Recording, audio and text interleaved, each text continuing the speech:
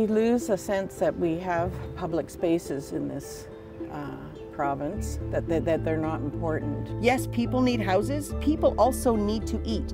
Government really is the trustee and the funder, and that is their rightful role. You know, I think a society where we have abundant housing and an abundant environment is not only achievable, but it should be our goal.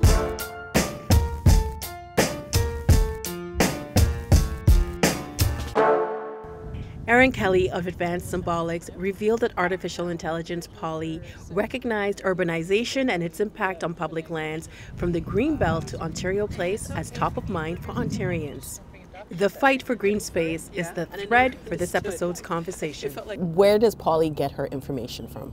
Polly gets her data from social media. She constructs a sample of the population, a sample that is representative of people of Ontario, and she does that by looking at the census data, making sure that we're listening to people in different subcultures and different social bubbles. What did Polly see when it came to conversations around the Greenbelt from the people in Ontario? People in Ontario are very concerned about the environmental impact of construction on the Greenbelt. They're worried about having too much construction all in the same region in the GTA. Is it going to cause more climate catastrophe? And there's a desire to preserve green spaces. I mean, in Ontario, across the country, we do have a housing affordability issue. Does Polly see conversations around that where people are trying to discern maybe there is a way for us to preserve the land in the Greenbelt, but also to provide housing for the people that do need it? We're seeing a lot of people have conversations about zoning. People saying, why don't we bring back duplexes and triplexes? People definitely want to see different zoning, different tax laws around housing, and they feel we should be doing that before we should be paving over public green space.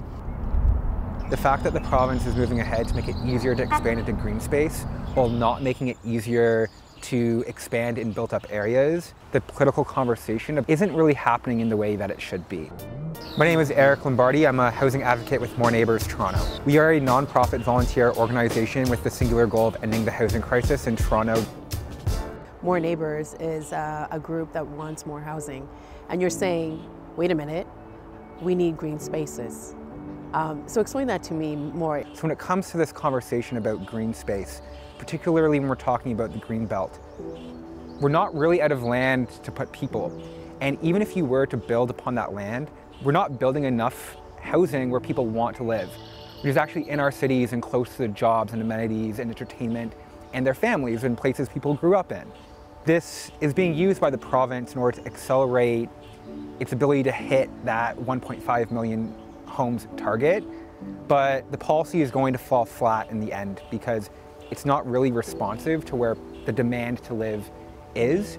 If you drive around or if you move around the GTA, you'll actually notice a very strong underutilization of space. If you do put more land, more housing in a municipality like, say, King Township, there's other things that you need to consider. If more people move up there, can those municipalities be able to provide the things that people need to live there? You know, when you build on greenfield and you're doing it at fairly low densities, you build that infrastructure once, and that infrastructure gets handed over to the city.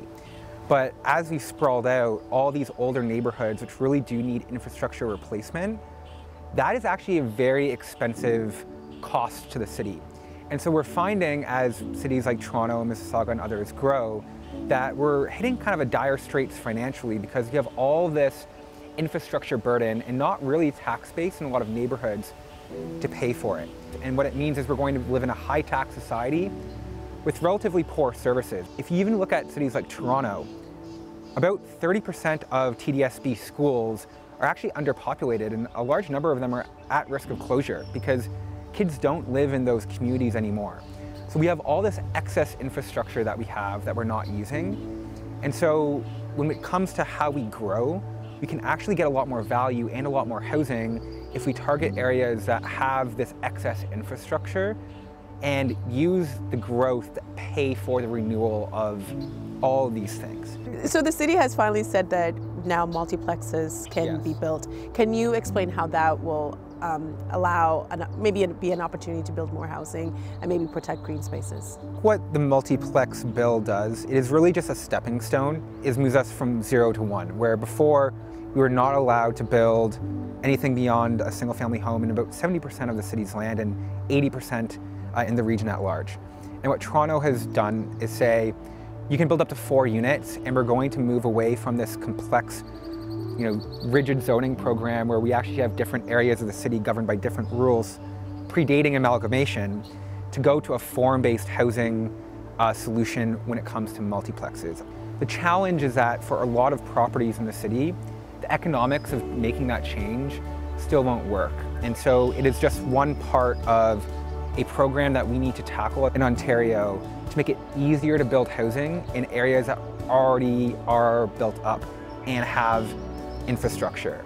And what that will allow us to do is preserve more of our green spaces, particularly in the greenbelt areas. There used to be more of a just move attitude, but now we're realizing, well, what happens if you're telling a nurse that they just need to move, or a teacher that they just need to move, or a construction worker that they just need to move, right? All these people who are vital to our society thriving in the long term can't afford to live here.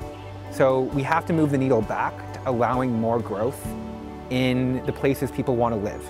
And now some voices would say, oh yeah, now we need to demolish green space to fix this problem. It's not the 1970s anymore. People don't necessarily aspire to driving everywhere in the same ways that they did. With housing, we've been talking about food.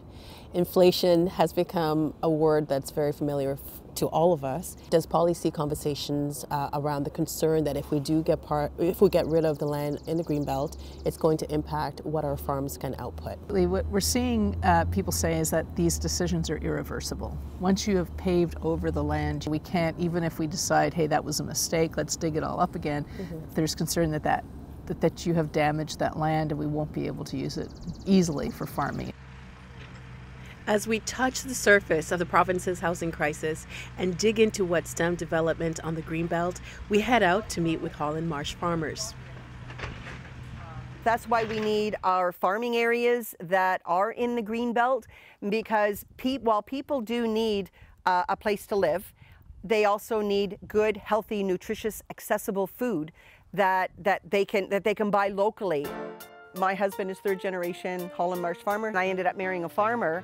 And honest to goodness, everything in my life that has been really good has come about because I'm involved in agriculture. What would you say about this land? Why is this important to the province of Ontario? What makes it special is it's the soil. It's a good growing medium. Look at this. Just look at this.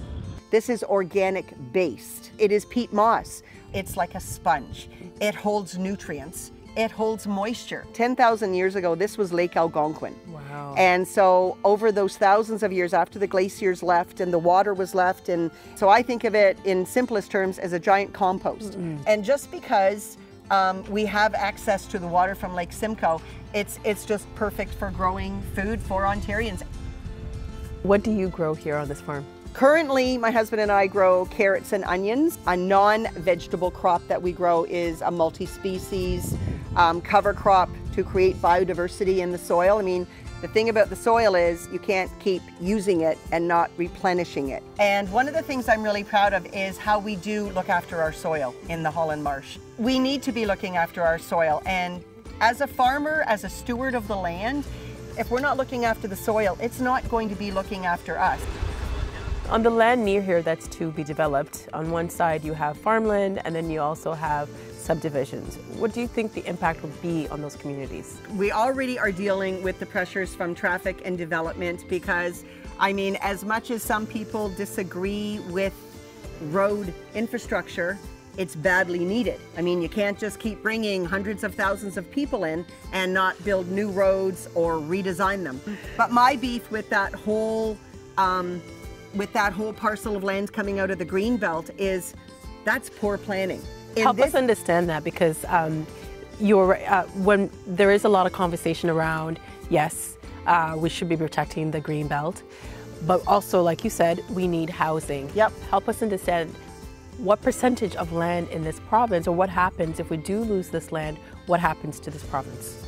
Who's going to feed us? As a nation, do you want to be relying on a trading partner to be providing you your food? Yes, we need housing for people, but I think that has to be done a little smarter. The stroke of a pen can change policy, and we saw last October, in October 25th, 22, when that policy was crafted in the wrong direction. And the policy you're talking about is taking land out of the green belt. My issue is the fact that good farmland is being taken out of production. Yes, people need houses. People also need to eat. So where are you going to grow the food? You can't just grow food anywhere. You can build houses literally anywhere. Okay, yeah, you can build them on rock and it might be a little bit more difficult for the developer. Oh, boo-hoo.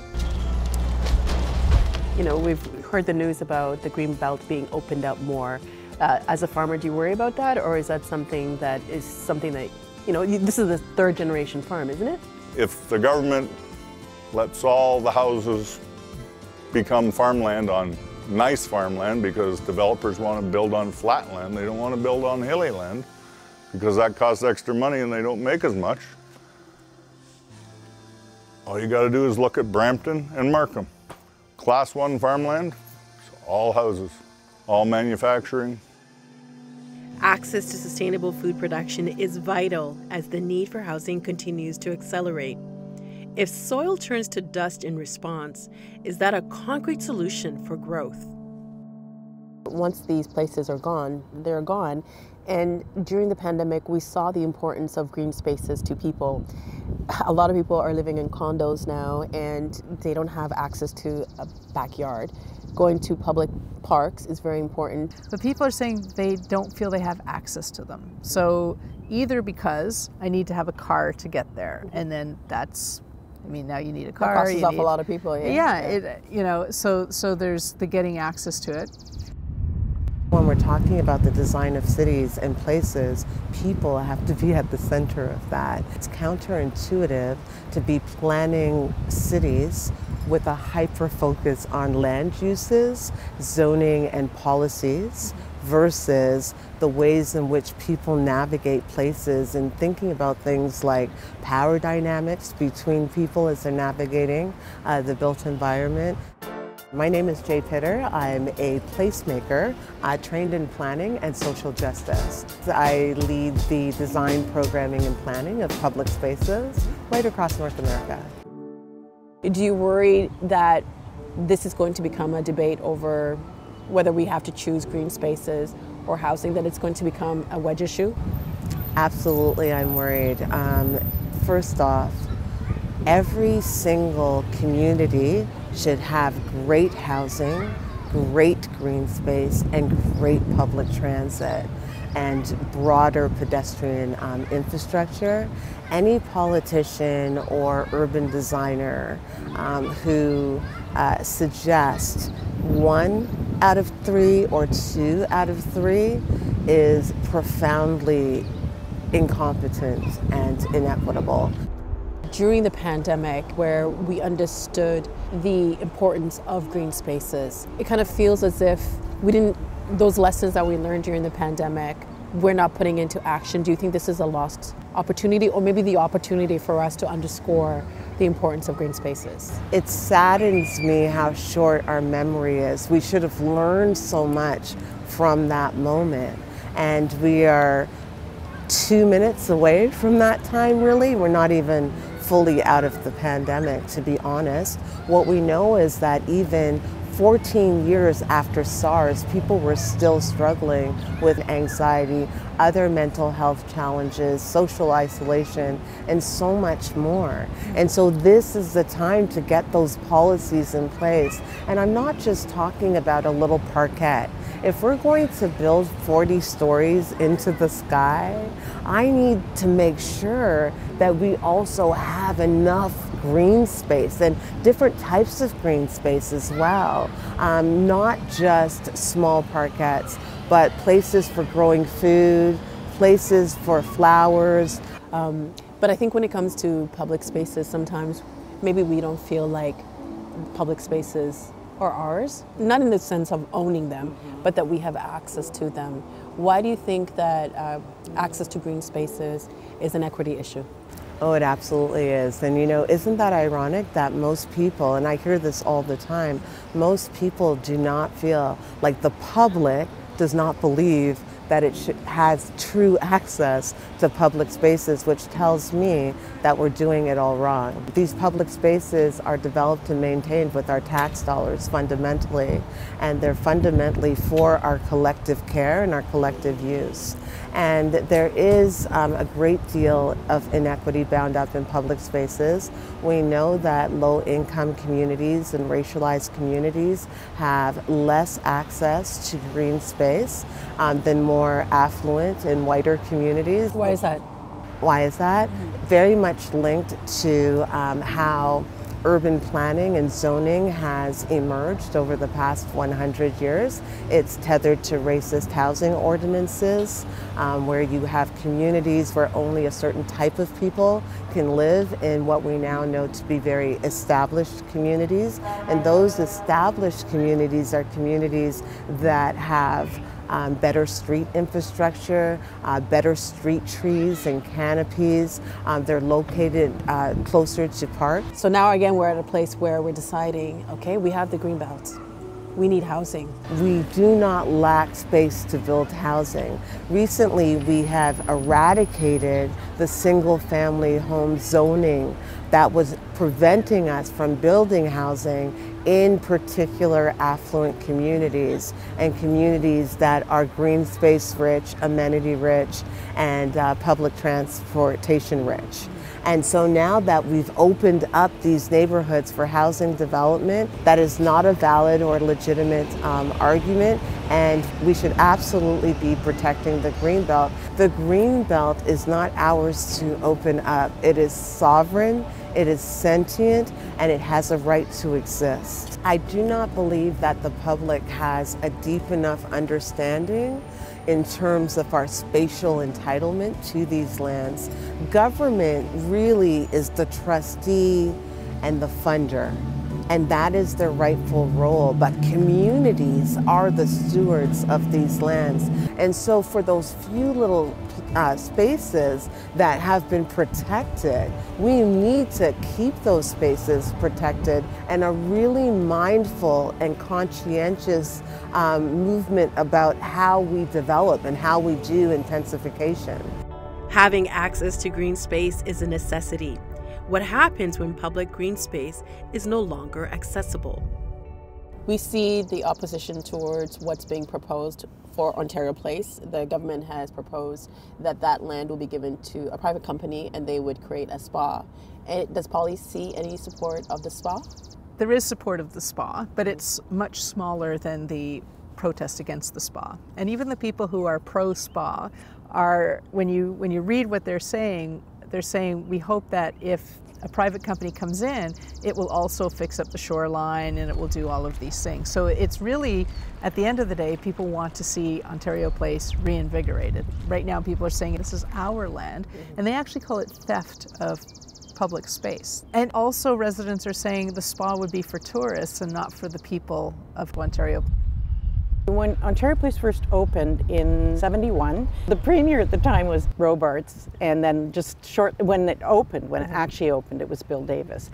And these people were people who had forward-thinking ideas about our province, and Robarts likened it to a spiritual home for Ontarians, and everything about it was from Ontario. The steel was mined and produced in Hamilton. It was mined somewhere else, but produced in Hamilton in the steel mills. The design was by Canadians. I'm Margie Zeidler, and I run an old factory warehouse that is now an artist center in the center of the city of Toronto, 401 Richmond. And I'm the daughter of Eb Zeidler, who was the architect for Ontario Place. There were many, many people that worked on it. There was Michael Huff, who did all this beautiful landscaping, who designed it to become a natural place. He envisioned what it would look like 50 years from now. He knew that the Pebble Beach would remain a Pebble Beach because he said kids would throw stones into the water. So there were engineers, there were architects, there were landscape architects, and then the government that was very, had a great deal of foresight about what to create for the future of this province. You can still walk around here. There's still a lot of trees. There, you know, you can still see some of the original architecture. The spa is going to take over this entire island, the West Island, every square foot of it, and every tree, 850 trees are coming down for this spa. And in terms of Ontario, what does it tell us about Ontario? What does it tell us about the citizens of this province? This was a place that was meant to talk about all of Ontario's culture, all of it. During the pandemic, we kind of understood the importance of public spaces. Absolutely. For a lot of people, I think there's this assumption that everyone has a backyard, everyone has access to a green space. And when this place was originally created, it was supposed to function as a place for people who don't have access to cottages. Well, that was something that John Robarts said, that this was a place for kids in the city to experience nature that didn't have those advantages. I don't know how many tens of thousands of people now live in these towers in Liberty Village and in Fort York area. They don't have backyards. Many of them don't even have balconies. And this has been a haven for them, especially during COVID. When I was at City Hall listening to the deputations, there were several people that started crying, talking about their experience here during the pandemic and how it kept them alive and how it kept them sane to be able to have this place to come. We know more about like mental health and the impact of going outside into green spaces, and what you were just saying about ripple effects. If people are healthier mentally and physically, it means also that our healthcare system is not as stressed out. That's very true. There are some real human benefits for this, and it would put less stress on our medical system. Your dad, when he was designing places, he wanted there to be a feel in that space. Can you tell us more about that? That's what he really loved in architecture, was how people would engage with the space, but also that they would have an emotional reaction to it. That was the driver for him, that people would feel good in these spaces. And so that piece is hard in the sense that I feel it's so sad that we've come to this society that doesn't care about things like that.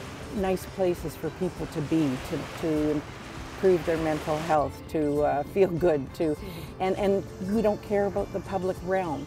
We care about money because we can supposedly make more money if we sell or lease this as real estate.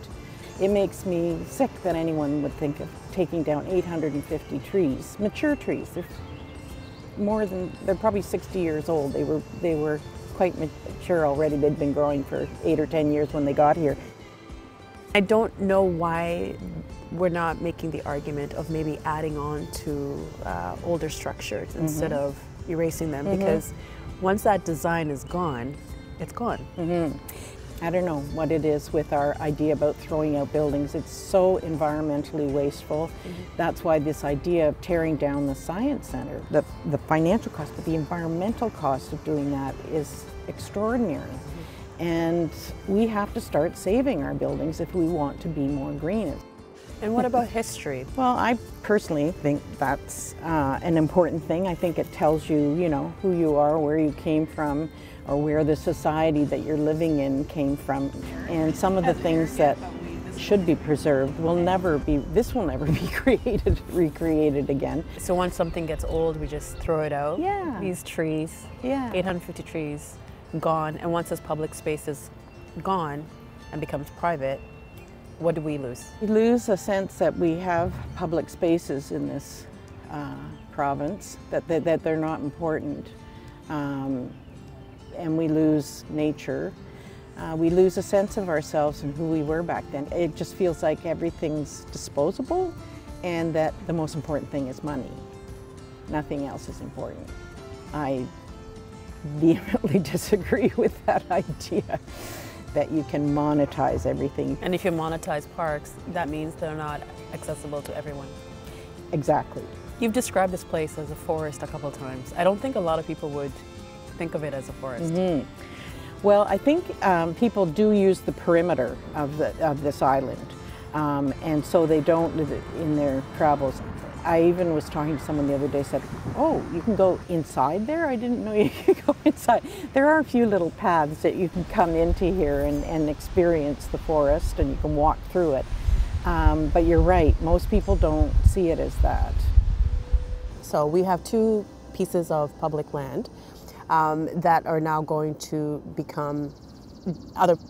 Ontario Science Centre, the government is saying that they want to create housing on that spot, and so they need to move it to Ontario Place.